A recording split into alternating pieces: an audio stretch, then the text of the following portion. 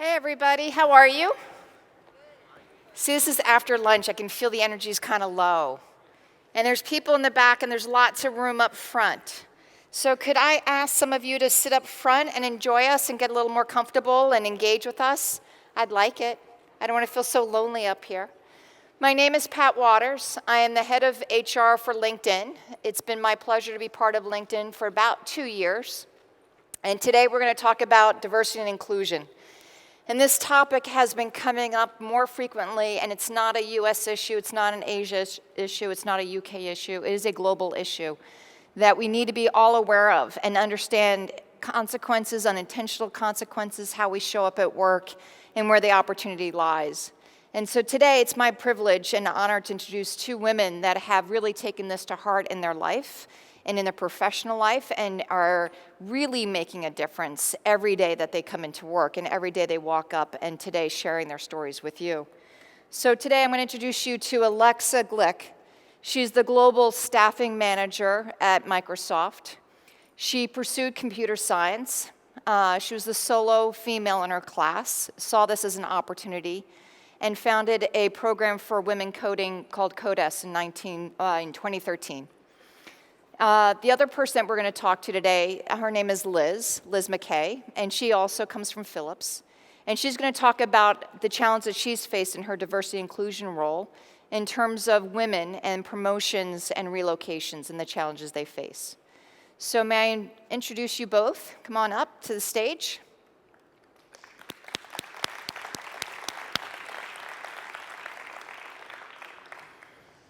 Thank you guys for joining us today. Thank you, Pat. Thank you.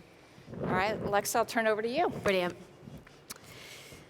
Hello, everyone. I hope you're enjoying your day. So I actually attended my first LinkedIn last year, and I remember sitting in the back of the room thinking to myself, how crazy the speaker must be to present in front of a room full of recruiters. And now here I am. So in case any of you are wondering what this presentation's about, if not me, who? If not now, when? Those that don't know about the He for She campaign, Emma Watson is the Goodwill Ambassador for the UN for the He for She campaign. And back in September, she spoke to the UN and she talked about asking men to stand up to gender inequality. And she said to the UN, I know you're probably looking at me thinking, what is this Harry Potter girl doing on the stage talking to us? But she said, in my nervousness in preparing for this presentation, and in my doubt as to whether I was the right person to do this presentation, I asked myself, if not me, who, and if not now, when? I think this is a really appropriate saying for today's presentation because inequality, both gender and all types of inequality across the world is still such a huge problem, and we need to stand up and address it. I don't want to stand here today and tell you what you should or shouldn't think about diversity. I'm sure many of you hear that at work a lot. All I want to do is tell you my perspectives, my view, having worked in this role and in this world. And hopefully if you can take one point away from today, from myself and from Liz, then at least we've got you thinking about it. As Pat mentioned, for me, diversity is more than just a job. It's a passion for me. I wasn't the only female in my computer science class. I know what it's like to be in the minority. I went and created a community called CodeS to combat this. So I hope that comes out in the presentation. So without further ado, let me kick off. So I'm going to ask you all to please raise your hand. I was going to ask you to stand up, but I thought it's after lunch and you're probably not going to want to stand up, so I'm going to ask you to raise your hand instead. I'll ask you to raise your hand if the following applies. Are you female? Nice. Do you have children? Keep your hands up, sorry. If you can keep your hands up, that'd be great. If you're a carer. If you're not from the United Kingdom. If you compete in triathlons. If you have a dog. If you eat pizza. That's quite a lot of you. And if you sing in the shower.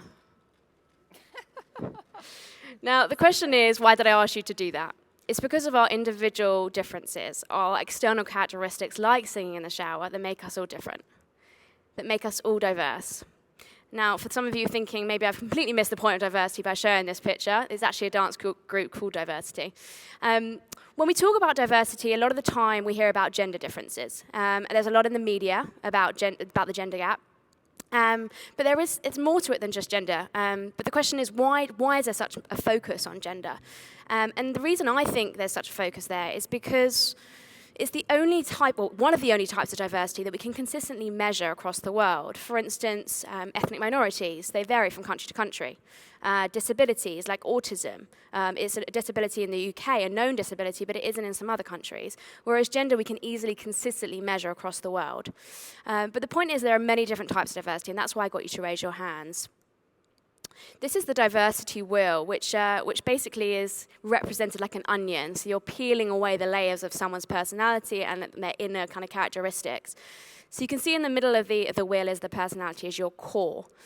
You then have your internal characteristics. These are things that are given to you at birth, which you have little control over. So things like race, gender.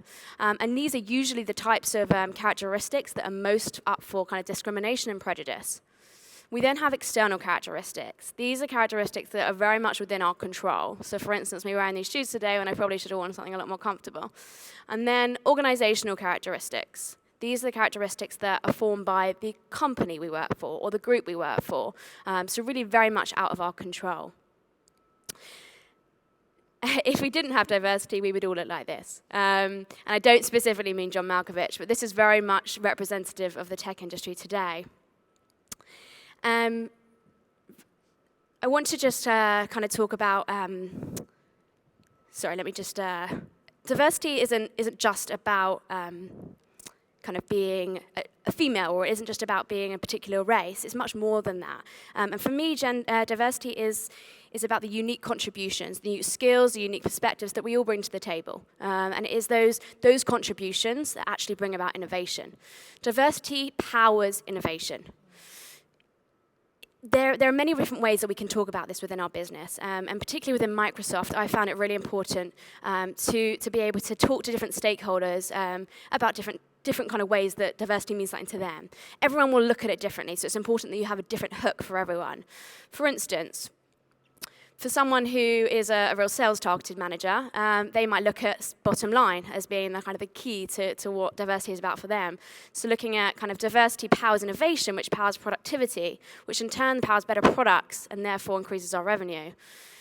If we're increasing our revenue and creating better products, we're making a better company brand. We're able to attract better talent. But also it's about our evolving consumer base. With the competitive marketplace that we're in, it's important that we're representative of the consumers that we serve, but also the markets we serve. An example of this is actually from Skype. So our consumer base at Skype, so the people that use Skype every day are 51% women. This is in the US only. 49% men. But the Microsoft employees, technical women, we only have 17%. You can see there's a huge gap there. Really not being representative of our consumer base. And I'm sure that's pretty similar across the tech industry. But I wouldn't say we're doing terribly. The 17%, if we look deeper into it, the number of women graduating from computer science is 19%. So then it leads us to the conversation, is it about market availability? Is there enough women kind of graduating from computer science? And what do we need to do about that? Does it need to start at the school age, for instance?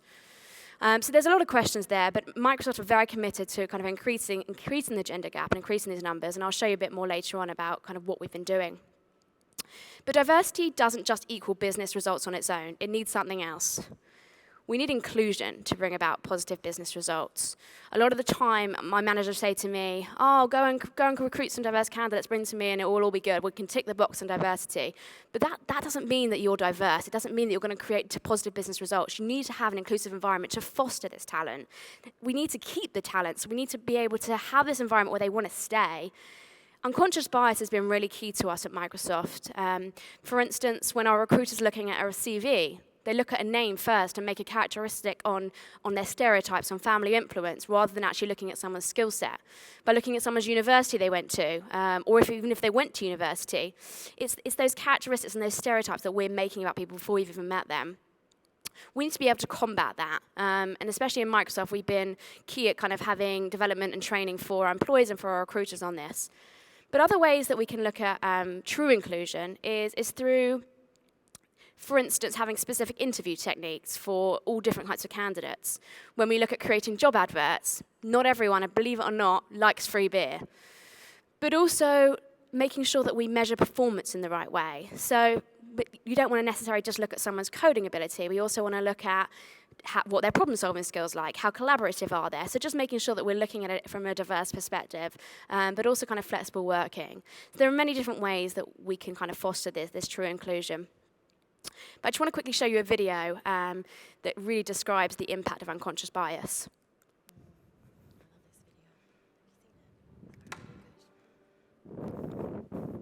Hi, Erin. Hi. Okay, so I'm going to just give you some actions to do, and just do the first thing that comes to mind. Show me what it looks like to run like a girl. My hair. Oh, God. Show me what it looks like to fight like a girl. Now throw like a girl. Aw. My name is Dakota, and I'm 10 years old. Show me what it looks like to run like a girl. Throw like a girl. Fight like a girl. What does it mean to you when I say run like a girl? It means run fast as you can. So do you think you just insulted your sister? No. I mean, yeah, insulted girls, but not my sister. Is like a girl a good thing? Actually, I don't know if it's a bad thing or a good thing. It sounds like a bad thing. It sounds like you're trying to humiliate someone. So when they're in that vulnerable time between 10 and 12, how do you think it affects them when somebody uses like a girl as an insult? I think it definitely drops their self-confidence and really puts them down, because during that time they're already trying to figure themselves out, and when somebody says you hit like a girl, it's like, well, what does that mean? Because they think they're a strong person. It's kind of like telling them that they're weak and they're not as good as them.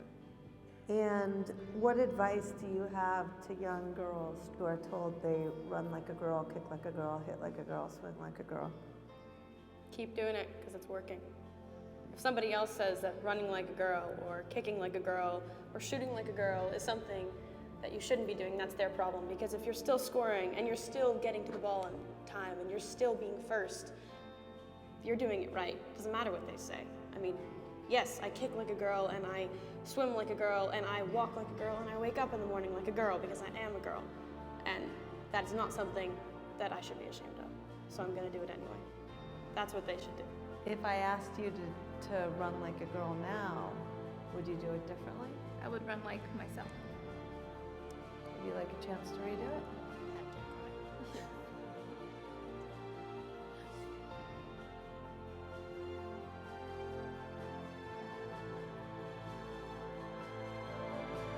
Why can't run like a girl also mean win the race?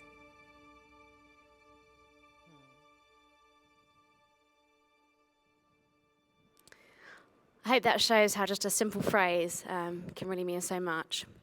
So now I just want to quickly spend the next kind of 10 minutes talking about the work that we've done at Microsoft within diversity. So as I mentioned a few minutes ago, we really think it's important that we focus on the school age. So 7.5% of computing A levels are held by women, which is such a small amount. And the question is, do girls at school, when they're doing their GCSEs, do they know what career in technology is all about? So we have programs like DigiGirls. DigiGirls has been around for 12 years. It's a Microsoft-owned program. We have 25 events every year across the world, and we invite Year 8 and 9 girls, so age 12 and 13, to Microsoft for the day to really get to know kind of what a career in technology is all about. So we introduce them to people from kind of all levels of Microsoft. We get them doing a challenge, so what it's like to create a game in a day. We give them an Xbox demo. We really just introduce them to the world of technology. And then we've been going for 12 years, and we've actually just made our first 4 hires. So we've really now, well, it's been a long time, but we've now seen the kind of the full circle of this work, and we hope it's only going to grow from here. We have other partnerships like Black Girls Code in the US. We also work with disabled children in schools, but we offer kind of free packages online and free tools that enable kids to go and to learn coding. From my experience, university is also crucial. Women are joining computer science degrees, but as I've experienced, I was the only female in my class, there aren't many women in this. So we need to make sure they have the support to stay on track and they stay within engineering. So we go to events like Grace Hopper, which is the largest technical conference in the world. And we take our managers with us so they can actually engage with these people. We have apprenticeships, we have scholarships for minority students, for women, for all diverse candidates at the university level. But it doesn't stop once we hire them. It's also really important that once we hire them, we're able to flourish them and make sure they stay with us. So we have programs like CODES, which starts at university all the way through to when they're a senior executive at Microsoft. And this community is an external community. It's for female coders, and it's for them to come, to feel inspired, and to make sure they're advancing within their professional career. We see a lot of the time that the number of women in technology kind of filters out at the senior level. So we want to give them the opportunity to stay within engineering. We also have a program called Step Up, which is for senior women to get role models, to get mentorship at the executive level, to really keep advancing them through Microsoft. We have a program called It Starts with a Spark, which I particularly love. It's for women who aren't in technology to come and to learn to code an app in a day. And you actually nominate women to come to this. So it's a really great, fantastic event for women who are still in the professional level. They're still senior, but they've never touched code before. So as you can see, we really cover all levels of the professional cycle. So I just want to talk a bit more about CODES specifically. So I created CODES in March 2013. I was a recruiter at the time, and I was recruiting for our Estonia office, our home of Skype. I went to the office, and what did I find? Very few technical women. So I wanted to create a meetup. So we created our first meetup in Estonia. We had 150 technical women come, and we got some fantastic feedback. So what we decided to do 20 months later was, we decided straight away to roll this out, but 20 months later, we now have 19 events in 9 countries. We've just had an event in Israel. We just had our second event in India. We're in Bangalore in China next year. So we're really covering the globe and really servicing all international technical communities. We now have 4,500 women, technical women in our community. And we're just thrilled. And how we've been able to do this is by rolling out a toolkit to the rest of the business, which keeps the brand the same, keeps the mission the same, so they're able to keep it consistent throughout the world. But one of the biggest lessons I've learned from CODES is that women don't just want to come to a community just to be women. They want to come to a community where they're actually going to learn something and take something away from it. So our first event in Estonia was about breaking down the barriers of career progression. So this was very much about coming and hearing other women speak and really feeling inspired. And it was great, the feedback was fantastic, but we did get some people say, well, I just actually want to hear about new technologies. I just want to learn something new. So what we've done is to really open this up, and we do still offer the inspirational talks, but now we have hackathons, now we have speed mentoring, so we have a career track, we have a technical track, and we really have all different types of workshops that people can come and actually learn from CODES. So I'll give my voice a break and just let you see what people think about CODES.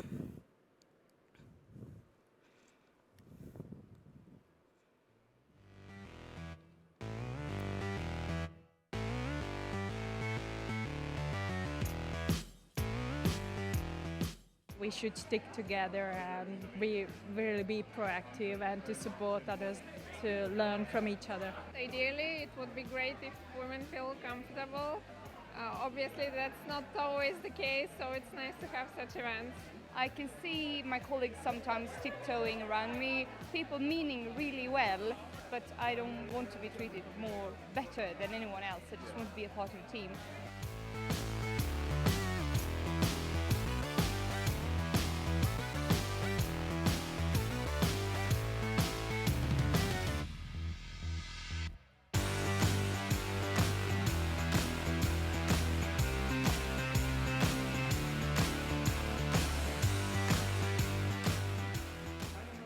I love Felicity because she was really honest, but also Eva because she was, inspirational. I really like the presentation from Felicity Hurst. Yeah, she was brilliant. She was very, very well spoken and funny, and she expressed things exactly how I've also felt that it is to work as a female developer. All presentation was really inspiring, but the third one was amazing. I think they all had really good strengths, and I mean, they're really honest. So it's hard to say, but I think Eva's was really, really good.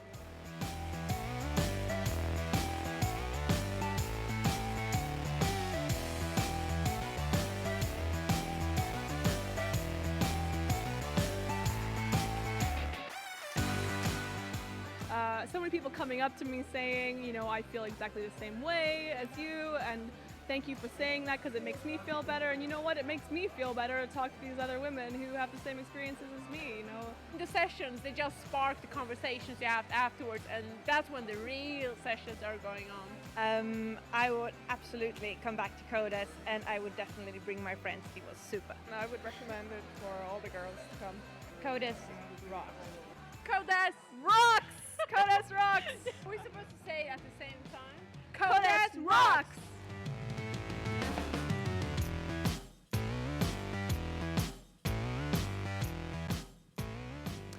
So as you can see, there's quite a lot of excitement around CODES, but one of the learnings I've had is that not everybody agrees with it, and that's absolutely fine. Some people come up to me and say, well, aren't you segregating women more by having a community just for women? And I get the idea behind it. There are some women that don't want to be separated out as a female. They just want to be a developer. They just want to be whoever. They don't necessarily want to be categorized by gender. But there are 4,500 people, female people in our community that do want to be part of our community. And these women do want to feel inspired and do want to be empowered. So for the minority that don't want it, there is a majority that do want it. Also, one point is that you probably saw in the video, there are men at our events. We invite men, more men in other events, but to the discussion, because we know how important it is to get their point of view as well, and to really close this gap. We have men supporting our program and really kind of pushing for it. One of the biggest learnings I've had is actually on ROI, return on investment. So for diversity events or diversity in general, it's very hard to measure other than kind of how you increase your representation. Yes, we've made some fantastic diversity hires. We average kind of one per event. But the real success is through the conversations we're having with these women when they come to our events. And it's the conversations they have with their colleagues and their friends when they leave our events, and the positive impression that Microsoft leaves on them. To our events, we have about 75% referrals from people that have come before, and people that just want to bring their friends along. That's the kind of the biggest way that we're able to get these women to our community. But we definitely have to, for our supporters and for the managers supporting CODES, we need to make sure we have those analytics and those success measures. So we have an opt-in to careers at Microsoft. When people join our events, they have to tick a box to say opt-in to careers at Microsoft. And we generally have about 85 to 90% of people opt-in. So people still do want to hear about recruitment, even though it's not a recruitment event. So I would say that's probably the biggest learning for me. I would say to you all, while some of you might not agree with what we're doing, women are still very much in the minority. And we need to recognize there is a problem, and we need to stand up for it and look to do something about it. I'm going to leave you with three things today. Firstly, I hope I've inspired you with the theme of today and the theme of the conference. I hope I've inspired you. I know Microsoft have a lot of resources, so we're able to put a lot of money to these diversity events. But I've been to meetups where there's just some wine and some sushi and a great conversation, and that's more than enough to get people coming to your community. Three things that I've struggled and learned along the way. The first one is, as I said, ROI is very hard to measure, and you need to just believe in it. The second is it takes about a year until you see any success, so you just need your supporters to know that and to believe in it with you. And third, not everyone's going to agree, but that's fine. You'll get defensive, but just push along. If you have a goal, keep with it. Brilliant. Thank you very much for having me today. Over to you, Liz.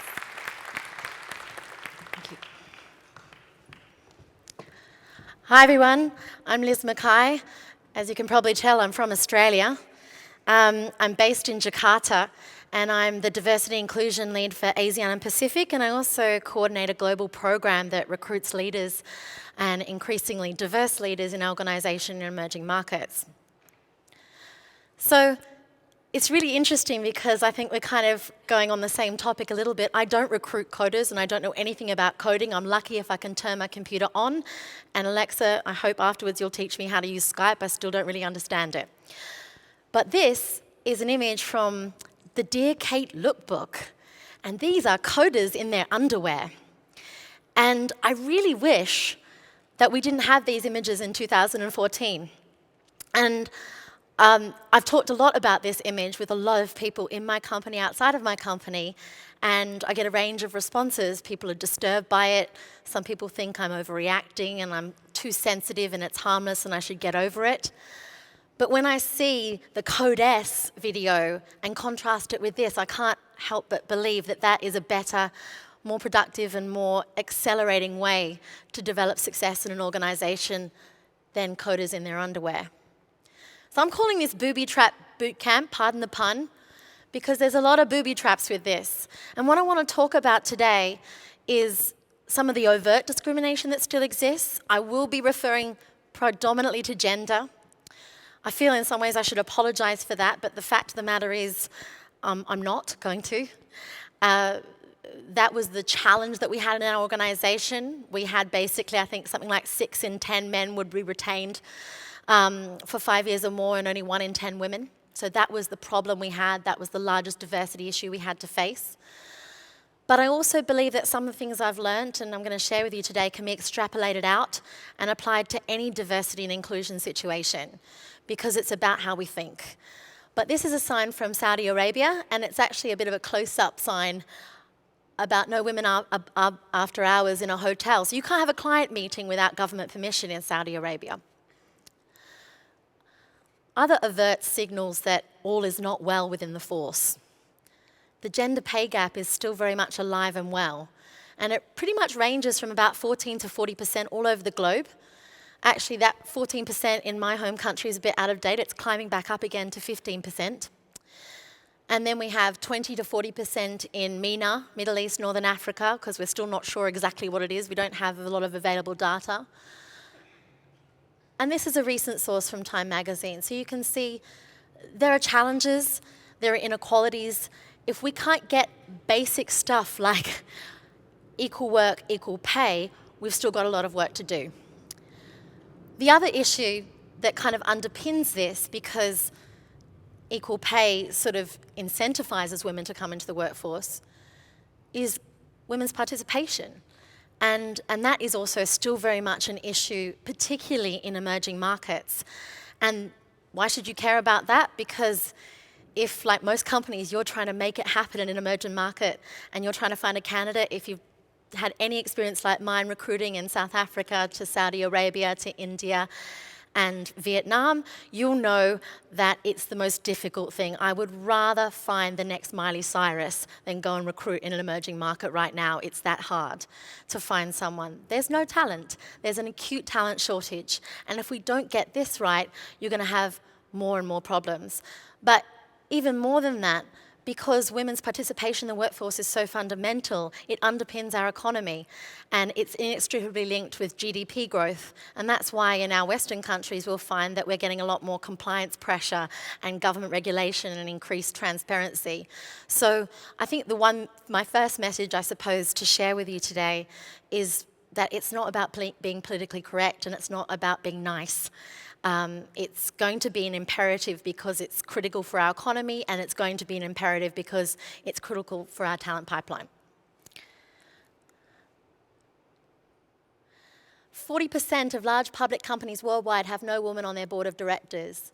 Why do I talk about this? It's a really interesting topic for me because I think many of you will be aware that some of the strongest research has come out in the last 10 years, 2004, 2007, 11, 2013 from Forbes, from Catalyst, from McKinsey.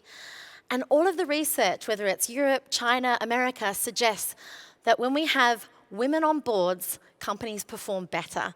Alexa referred to the innovation factor, but actually I think there were 89 top companies in Europe in the top 600 in 2011, and they found that in terms of return on invested capital, return on sales, increased stock value, and the tipping point was to have 3 or more, or 20 to 30% representation on boards.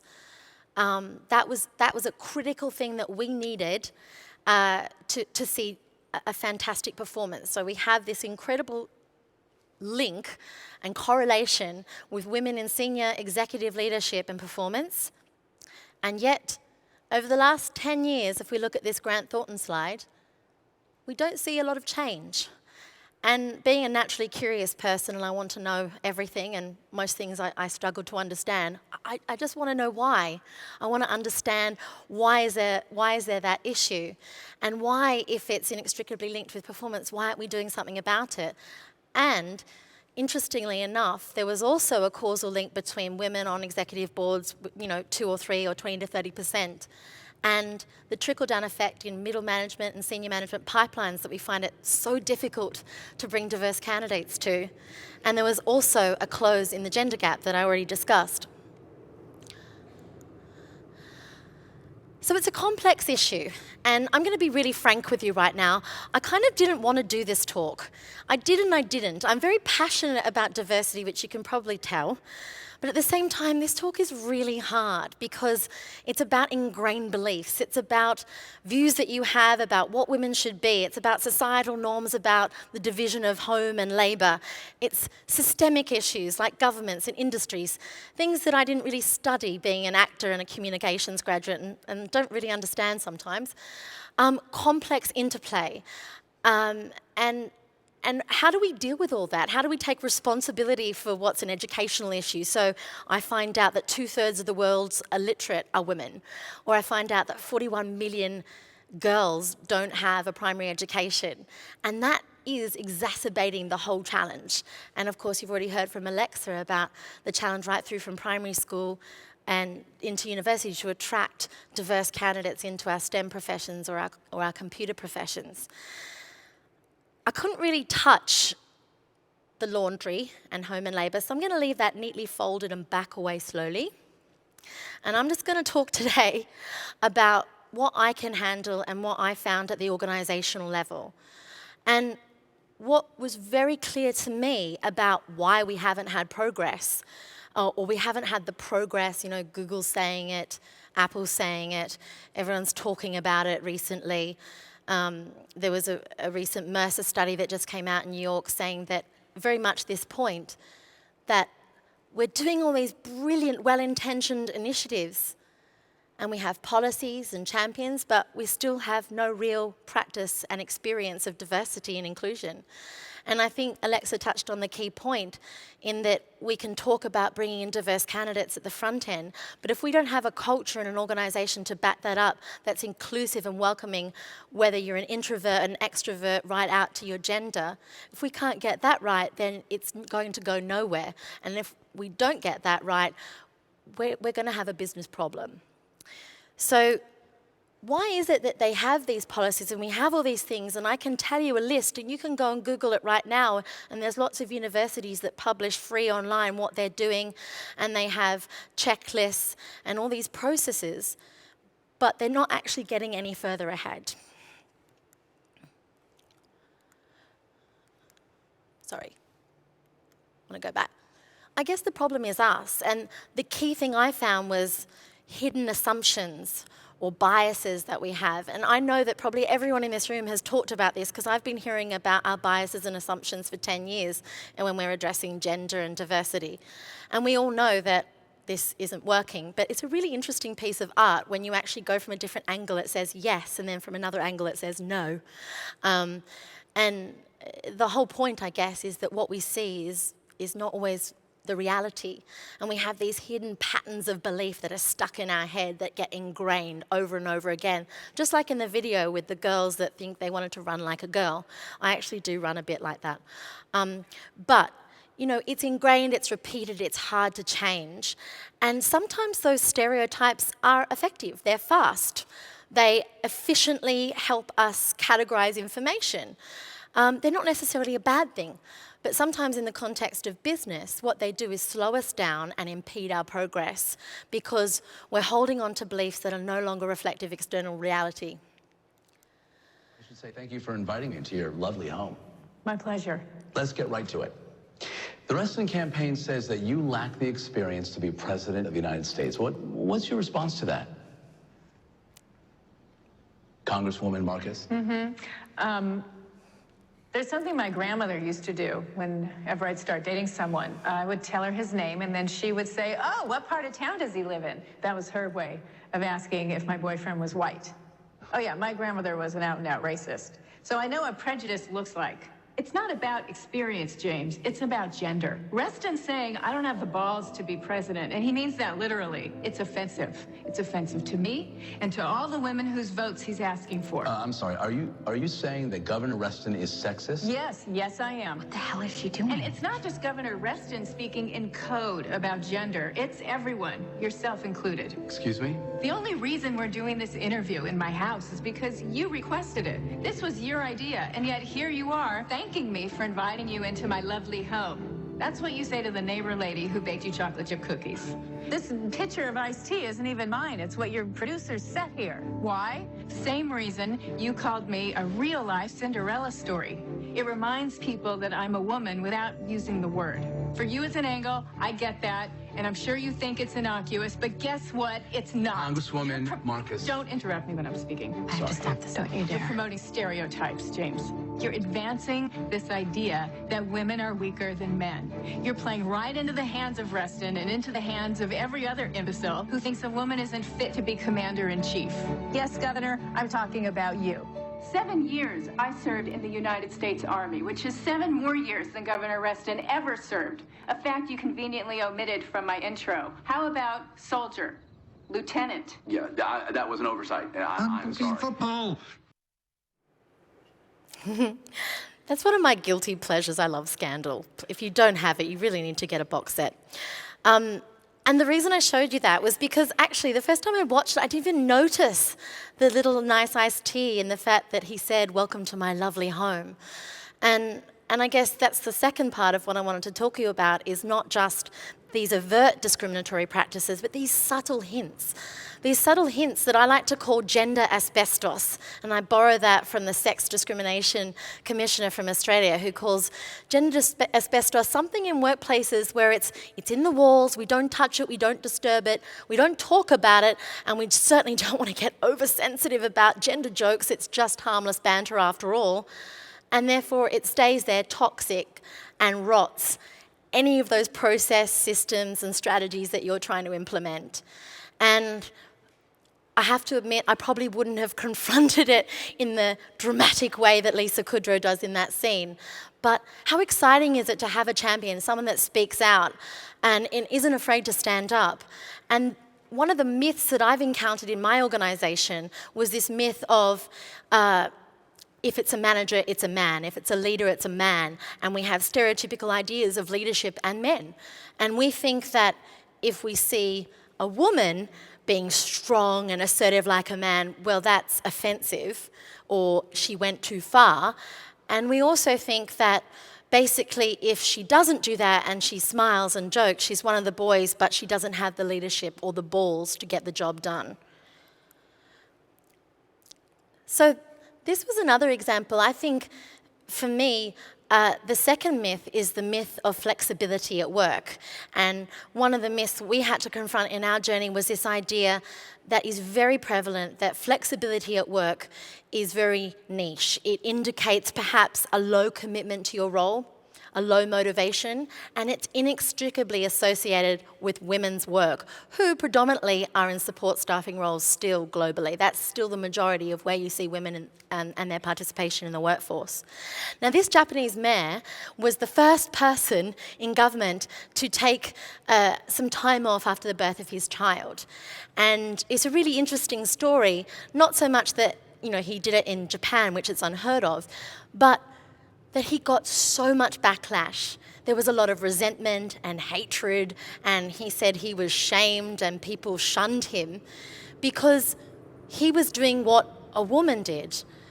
And I think maybe we don't have that extreme reaction, but certainly we would implement these flexibility at work policies, these Jolly Fridays, and only women would avail themselves of the opportunity. And I could not help but ask, well, why? Why can't we get both men and women to see flexibility as a value? Why can't we stop focusing so intently on one gender or one niche or one minority and make it available to everyone and mainstream it within the organisation? And I think that's a critical point if you're going to have some success, because I know that some of the first things that people do when they start a diversity initiative is talk about flexible hours. And that's not going to work unless you change the notion of your culture of work, unless you sort of try and switch from an executive leadership level down from a cultural perspective to you saying things like, it's about results, not hours. It's about results and performance, not a geographic location. And it's also about finding ways for those people that do decide to work from home to ensure that they're not excluded from networking opportunities and opportunities to advance their career. This guy, does anyone know who he is? He's also Australian, so you're not expected to know him. His name's Evan Thornley, and interestingly enough, he was a keynote speaker at a tech conference in Australia. And this is the slide that he put up on his presentation. And it had a photo, an old photo, that said, "Women, like men, only cheaper." And you've really got to feel for this guy because he was actually saying that as a positive. He has an entirely tech team of women, and he was very proud of it. And he thought, this was in 2014, it's not in 1976, and he thought that he was going to get a pat on the back, like, I'm hiring women, and guys, you know, wink, wink, nudge, nudge. If you think it's PC and all that, don't think about that. Mate, they're cheaper. Come on. This is what his message was to us. And I suppose at first it's kind of funny and I kind of get it and it's kind of true. So why is it so offensive to me and why am I getting bothered and riled up? And this is also the key learning I had with Alexa. I tend to get a little bit defensive, so I need to get some Zen moment in there. And basically what that's saying and what that's reinforcing is that we can't hire diverse talent because of performance. It's finding other reasons other than performance to promote talent. And it's also reinforcing an idea, I think, that a gender gap is acceptable. And a lot of the arguments, again, this myth of the gender gap, I've heard all the arguments both internally and externally. And one of the most common things is, yeah, but there's a gender gap because of an experience level. Or because they take a break to have children, that's fair because they don't have as much experience as the person that stayed, continued. I've heard those things many times. But actually, and just going back to my home country, the sort of ANZ socioeconomic modelling suggests that there's a gender gap at graduate level of 10%. Why? The other thing is, they said that 40% of the gender gap or the pay gap they could attribute to experience, and 60% they couldn't attribute to anything. So why was it there? So that was another little myth that I had to have lots of conversations about, and it's as simple as having conversations and as difficult as that. And you have to have the conversation many, many times. Another little example. I don't know if any of you read this article, but I thought it was fascinating. This is Roma Agrawal. She's an engineer for Marks and Spencer. And she basically was put into this amazing promotive piece in the Evening Standard. And it was supposed to really showcase women in STEM professions and encourage women and more diverse talent to get into the STEM profession and STEM education. And she was really proud of this piece because it really did laud her work. But there was just one little line. There was one little line where she was described as wearing a yellow dress, speaking in a soft voice, and being responsible for the mightiest erection in Western Europe. And that it's kind of funny. I was surprised no one laughed because I kind of thought that was a funny joke. She's responsible for the mightiest erection. She's an engineer. She builds stuff for M&S. That's okay. And her reaction to that was really interesting because it sort of mirrored my own insecurities about how I feel when I hear an awkward joke and I think, oh, should I smile and act like it doesn't bother me and it's okay and I don't want to be oversensitive. But she thought, why can't we celebrate women without penis jokes? Why are we still there? And what does it say that we can't celebrate a woman and attract a diverse candidate into a STEM profession without reinforcing a stereotype that isn't helpful? It's not a fast stereotype that's going to be useful. It's a stereotype that talks about soft voices and what we're wearing, and a little bit of a sexual innuendo as well. there are lots of barriers for these myths. There are lots of reasons why we have them, repeated behaviour. There are lots of barriers to diversity and inclusion and making it work. One of them, which has been raised in research, is women themselves. So one of the arguments that you will hear quite frequently is that we're not good at negotiating. Who's heard that women aren't good at negotiating? Has anyone heard that before? Yeah, pretty much. Or that we don't have, because of our home life responsibilities, we don't have the time to network, and so we're not confident at building those networks and those sponsors that will drive us up to the next step. And I guess what I love about this quote is it says we've got to stop victim blaming or woman blaming or minority blaming. And, and I definitely love what Alexa said about we need to give support if there is a confidence issue, and we need to have those women's groups, and we need to have those interventions and that mentoring. But there is a risk, a slight risk, that it will reinforce the same defeating beliefs if we don't have everyone in an organisation involved, and that we don't start asking the question beyond fixing women or fixing the diverse candidate to be better. We need to also start asking, why at the organisational level are we not good at retaining and promotion? So finally, I'm getting on to what Phillips did. So the first thing we did was we completely overhauled our strategy. And we started at the strategic level, and we said, okay, we are going to make diversity and inclusion, so diversity from a recruitment perspective, diversity from an outcomes perspective, but also inclusive management styles, a core leadership competency. If you are not good at this, you are not a leader, and therefore it's embedded in our DNA. The other thing we decided to do was mirror our customers. So for example, one of our segments is healthcare. Similar to the slide that Alexa showed with the customer base, we had a predominantly male engineering field force, a predominantly male sales force, and yet most of the people behind our hospital purchasing decisions were predominantly women, and we weren't mirroring that. The other thing we did is we ensured that diversity and inclusion was threaded through the business strategy and where they wanted to go. It wasn't in a box on the side that we just ticked. The next step was about policy, and this goes back, and it's probably the one area where I think we need to improve a lot, and still very much a work in progress, is the flexibility policy. So implementing this concept of flexibility, but being aware that if everyone didn't embrace it, it could actually be more damaging and more perpetuating of a stereotype. So it's very much about trying to change the mindset from, well, working hard is the price of admission to leadership, to I'm leaving and that's okay. And many, many women in the Middle East and emerging markets have talked to me about how hard it is for them to get up and leave their desk, particularly in Dubai, where there's such a culture of working until you drop, and other countries where it's similar.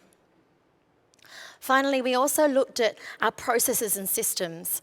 So from a learning and development perspective, we wanted to embed that in our DNA. We had McKinsey create a whole new program called ATP, Accelerate Team Performance, where we didn't just address diversity, but we talked about unconscious biases and limiting beliefs that held us back in performance across the board, using courageous conversations and iceberg coaching. We did simulation exercise, we did master classes. Again, we didn't have the resources of a Microsoft. Sometimes it was on the smell of an oily rag, particularly in an emerging market where the market has to pay for it. I did things like beg student filmmakers to film masterclasses of women for free so we could post it on our internal Facebook type site and share with women and email it to women and get people, to do crazy things like that. And if you go to student filmmakers, they often will do crazy things for free or for £100. I think that's the equivalent of what I did pay one film crew that we did to make a video and start promoting our brand both internally and externally. The other thing we did is change our approach to talent management. In the past, we were perpetuating a leadership style of very much male, 45-year-old Dutch men. We're a Dutch company. And we just had this privileged few that were in this box, and they weren't really assessed as competent for any role. They were just assessed as being the best, and then they would just go in anywhere, and there was no focused approach to increasing diversity. And there was a sense of special career support for the entitled few. We changed that, and we said, everyone is talent. There's no special talent. This is the mandate, this is the strategy, this is the policy, this is the process. And this is where we also talked about personalised interventions, preparing successors for future roles. So whether they're gender diverse or racially diverse or have some kind of gap, we would provide mentoring, coaching and guidance to get them into the right role. And we actually had them mirrored to the role that was best suited for them.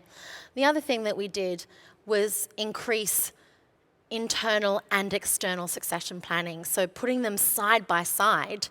And one thing that really helped doing, which was a massive learning, is if you're going to do this, you have to do everything all at once. You have to do it by challenging the unconscious biases and stereotypes behind it. And you have to do it as one HR. You have to do it as an integrated function and get talent acquisition into working very well with talent management so it all flows seamlessly. And there was a backlash.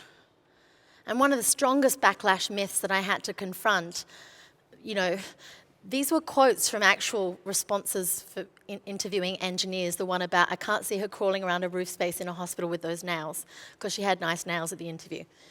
Those were things that we had to challenge, and we had to train our talent acquisition team and our HR team to challenge those assumptions. I talked to my team and told them, you're assumption hunters. You want to hunt them down and attack them in a gentle way. Really emphasizing that we all have biases, they're all inevitable, but if we acknowledge and declare and use the process tools that we've devised, such as interview scoring sheets, interview questions, structured interviews, all the many process tools that we devised, get people who are particularly hard at seeing what their biases were to do a very quick, easy, free, implicit assumption test online that Harvard does. You don't have to spend a lot of money on cognicity tests. But one of the entrenched perceptions was this idea around merit, and that somehow merit and equality are mutually exclusive, that you can't have both. And one of the conversations and the things that I repeated constantly was, if you don't have every talent in the consideration set, if you don't have everyone on a level playing field for consideration, then you're not a meritocracy anyway, and your merit is besmirched with all your biases. So why not be able to show that they can be compatible? Some of the results have been exceptional, and I don't want to sort of give you a big list. Really quickly, we insourced our executive hiring function, so we went from 19% diverse shortlists and hires to 38% by doing that at the executive level. In ASEAN and Pacific, we've gone from having on shortlist 20% diverse candidates to 75% and even 80% in Australia and New Zealand. We've also had, one of the initiatives we've taken is putting diverse people on interview panels, which I highly recommend, because that's where, instead of an HR or a diversity officer, they can challenge the biases and assumptions and lead the conversation around that. So it's very important not just to have the candidate, but also have a stakeholder that can talk about that as well. And so we had a massive increase, like some of our stakeholder lists, like in Vietnam, I think there were 0 women involved, and now we have 100% in every hiring process. Lastly, I've just got a few stories of Phillips women in emerging markets that I wanted to share. I did have some videos, but this is Farah. She's from Saudi Arabia. She didn't want to go on video because one of her challenges was she's from Jeddah in Saudi Arabia, and she was the first Saudi woman we were able to hire as part of our Global Emerging Leaders program. And they wanted her to live in Riyadh, and they were absolutely not going to stop that with that idea. But I found out that if she moved to Riyadh, she didn't have a male protector. Without a male protector, she couldn't rent an apartment, she couldn't meet a client in a hotel, she couldn't actually drive a car for herself. So sometimes the problem is so big. That went on for months, and we had a very simple solution: move the role to Jeddah. because it was more important to make a point about what we're doing from a leadership perspective around diverse candidates than it was to say the geographic location of this role has to be here with all the limitations. And there are so many limitations like that. There's too many to count in emerging markets. But I'm going to close there. I do have some more stories, but you can come and talk to me afterwards because we're running out of time, and just open up to any questions. There's some mics. If you want to ask any questions, please do not be shy. Come up, and thank you for your attention.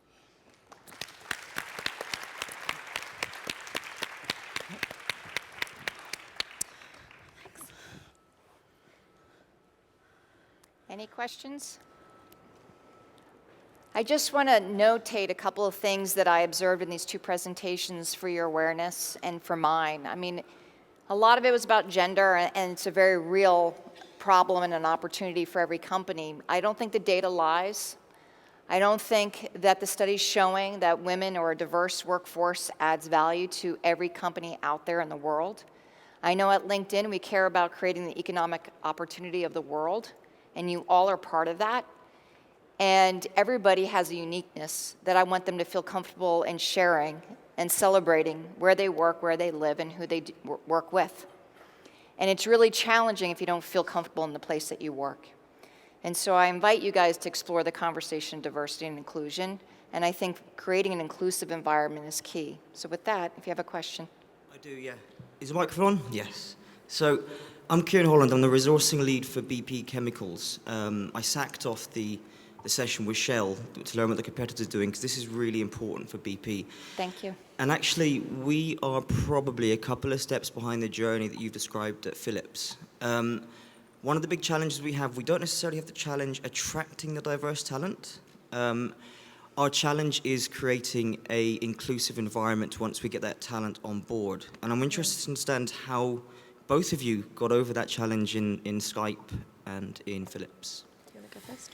Yeah, sure. I mean, for us, a lot of our managers come to us and say, hey, where are those diverse candidates that you keep talking about? I thought you were going to go and hire those. So it's really about having that conversation with them and saying, it's not just about talent acquisition. It's not just our job. We need you to actually be on board here too. We need you to go out there and be attracting this talent. We need you to be having those conversations, but we also need you to be fostering that environment. As I mentioned, unconscious bias has been huge for us through the training and development. But it's just opening up that conversation. I mean, I think in the 2.5 years I've been there, I mean, we've moved a lot since then. I still, to this day, have conversations with my team about creating these kind of communities. They still don't understand it. I've had issues where I've been a manager, I've been a peer, and I've been put in a management position managing a group of guys, and every single one of them left because they didn't appreciate having a female manager. But I was told that would happen. And I was told just to go through with it and just to keep going, and I did. And now I'm in this position. I'm able to say from experience, it's crap, but we need to train our managers on that and how to manage it and how to create this environment. It's all about education.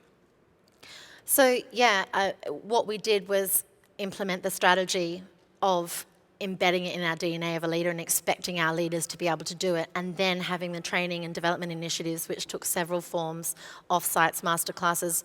We did hiring manager training as well, and the great thing about the hiring manager training, where we went through unconscious bias and got them to do simulated exercises and developed a whole range of tools for them to use, is it actually could thread right through to the performance management conversation and the succession planning conversation as well. And then it was about changing the talent management approach. Are you putting a diverse candidate in every box? Are you measuring, if you don't have it internally, are you bringing in internal and external comparisons and getting HR, L&D, talent management, and talent acquisition all in the one room, because that's really going to attack it, and all on the same message. But then going back to the conversation thing, and I kind of had to rush through it, you'll get lots of lines, lots of little signals, and you have to very delicately challenge those comments. And also, sometimes I have to be honest, I got other leaders, particularly male leaders, man to man, to challenge those comments for me.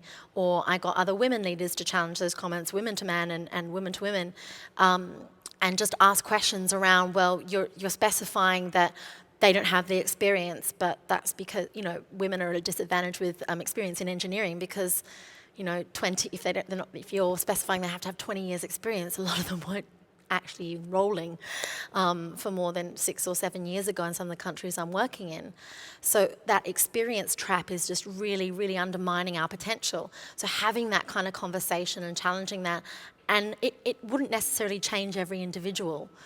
But it's about that bell curve change and about failing forward. I love the expression failing forward, and I keep thinking, well, we've got 5 more women in that grade, or we've got 3 more diverse candidates there, and just trying to, that's why the measures and the targets, which I think sometimes people are really resistant to, they come in at the back end to stop you from being really frustrated and discouraged, because you can see incremental steps and incremental improvements. So it's really important. We've had target on at least one diverse candidate on every shortlist, at least one diverse panel member on every interview panel, and then we're starting to do the same for the succession planning process as well. Thank you. Any other questions?